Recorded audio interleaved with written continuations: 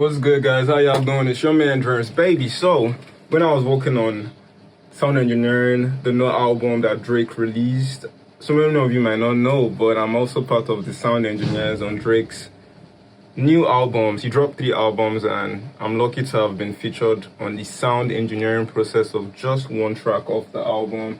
I'm not going to be saying the name, but I'm going to be giving you guys something more important than that information, which is my secret mixing and mastering technique, and the reason why I've mixed a lot of songs for your favorite big artists. And I'm just gonna tell you guys how I do it, simple and short. I'm gonna show you guys my mixing process for my new single, Don't Let Me Go, Don't Let Me Go, oh whoa, yeah.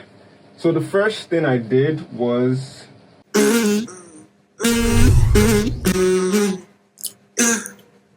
She's so obsessed with a memory span. We from baby say heavenly sent. She got a son, I still gotta pay rent. She could be already set.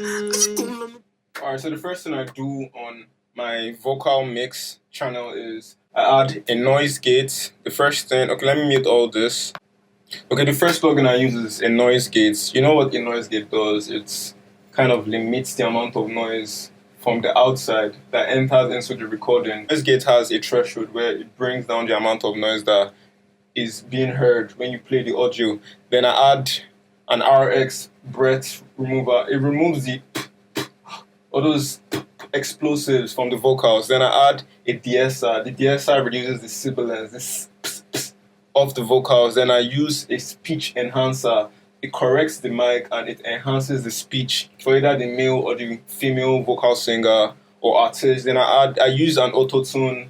You guys know auto-tune now. I don't have to stress it so much. And I use a Pro Q3 plugin to give me the surgical mix within the highs, the mids, and the bass. But I normally reduce the parts of the vocals that peaks excessively. This is how I boost some mids, some highs, and I reduce the boxy part of the vocals. Then I use a compressor. The compressor helps me to limit the extremely high parts and to increase the low parts, so like you have a smooth, transient, and consistent vocal mix and vocal range.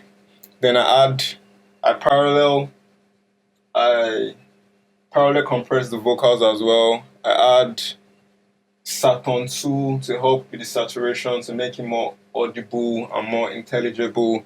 Then I use a spread to increase the stereo width, because my vocals are always in mono, so I need more width so that you can hear from both sides of your headphones or the headset or your speakers.